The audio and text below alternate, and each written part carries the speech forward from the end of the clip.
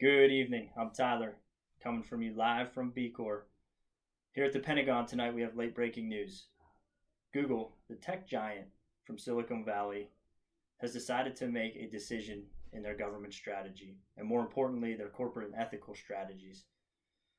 Google is pulling out of the project that many around the Pentagon know as Project Maven, the artificial and drone program that has been supported for over 2 years now.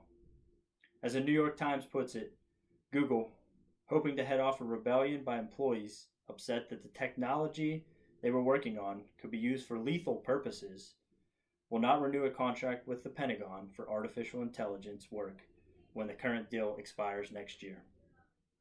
This disconnect between Google's senior leaders and employees is a classic example of creating two strategies at very different times. Google's tech strategy is to put the best tech out there, no matter what it takes, no matter what the cost might be. But this doesn't really align with what the employees believe. And some employees have been heard throughout this.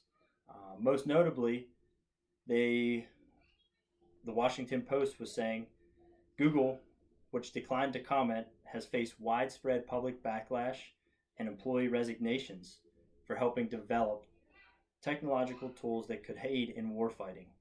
The person said that Google will soon release a new company policy and principles related to the ethics and use of artificial intelligence. Google's leaving what could be $250 million plus a year on the table instead of supporting Project Maven because of the employees and because of the ethics that is involved around the employees and what they believe in.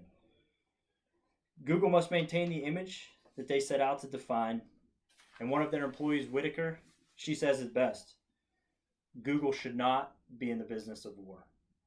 Google should not be in the business of war. Those are strong words, and that's coming from an employee who leads the artificial intelligence branch. Their motto that they say around the campus of Google is "Don't be evil." And this has fallen under scrutiny now with many people at Google because of all the information now that's being publicized through Project Maven, which Project Maven is not a classified, but the people that are working on it, it's secret.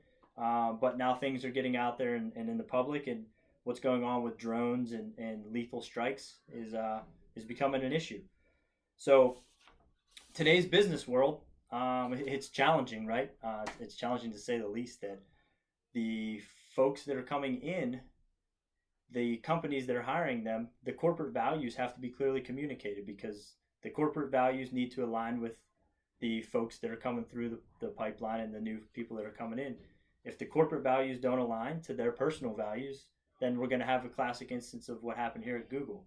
While many around the Beltway will be eager to take on Google's work and continue to push Project Maven forward, Google has stuck to their corporate values and their motto, even though it's been a little headache and backlash. It's what they believe in. It's what the corporate world of Google wants, and that's what they're going to head towards. Moving forward today, if you're an organization or a company, I think Ann Lau of Rework, she says it best. A solid foundation of values for your organization will not only help you hire the right people, but also build an organizational culture that's engaging, genuine, and most important, impactful.